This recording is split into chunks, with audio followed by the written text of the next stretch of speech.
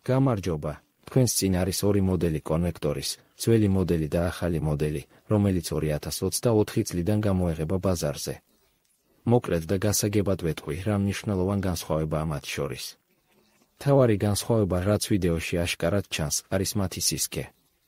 ძველი მოდელი ცოტათი უფრო ვიწრო და კომპაქტურია, ხოლო ახალი მოდელი რამდენიმე სანტიმეტრით უფრო ფართოა და მასის უფრო დიდი მოცულობა აქვს. რატომ არის ეს ცვლილება გაკეთებული, ახლა გაჩვენებთ. თუ დეკორატიული საფარი მოხსნით, მაშინვე დავინახავთ ახალი კონვექტორის ის მთავარ მახასიათებელს. ეს არის 3 ჯერ გაზრდილი სითბოს გადაცემის ფართობი ძველ კონვექტორთან შედარებით, რაც მნიშვნელოვნად აუმჯობესებს მისი ფუნქციონირების ეფექტურობას. ძველ კონვექტორში სითბო მხოლოდ ამ ზედაპირიდან გადადის. ახალ კონვექტორში არის 3 ძირითადი ზედაპირი. პირველი, მეორე და მესამე, რომლებიც მუშაობენ ერთად ეფექტურად. რომ გაგიგოთ, შეგვიძლია გავაკეთოთ ანალოგია სხვა გათბობის რადიოთი.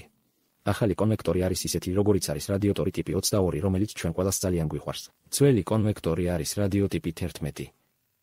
ამ ინოვაციური კონსტრუქციის წყალობით, ახალი კონვექტორი მაქსიმალურად ეფექტურად იყენებს გაზისთვის ენერგიას და მაქსიმუმ სითბოს გადასცემს ოთახში, არა კი სუნთქვის მილში, როგორც ძველ კონვექტორებში და ასევე ბევრ სხვა ტიპის კონვექტორში, რომელიც ჯერ კიდევ მასიურად მზადდება და მომხმარებლებს დაბალი ეფექტურობის პრობლემებს უქმნის.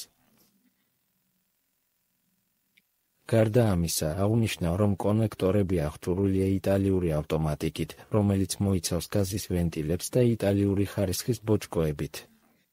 რა გვაქვს საბოლოო ჯამში?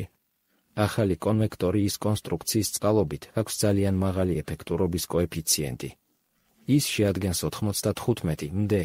კონვექტორი ძალიან სწრაფად შეუძლია ოთახის გათბობა, ამ დროს მინიმალური რაოდენობის გაზის ხარჯვით. კონვექტორი შესანიშნავი ეკოლოგიური მახასიათებლებით გამოირჩევა. კონვექტორები გამოიმუშავება 2-დან 10 კილოვატამდე სიმძლავრით და გათვლილია 15-დან 100 კვადრატულ მეტრამდე ფართობისთვის. ყოველ კონვექტორთან ერთად მიდის კვამლისა და ჰაერის ბლოკი, რომელიც უნდა დამონტაჟდეს შენობის გარე კედელში, ასევე ების კომპლექტი კონვექტორის გადაკეთებისთვის სითხის გაზზე მუშაობისთვის.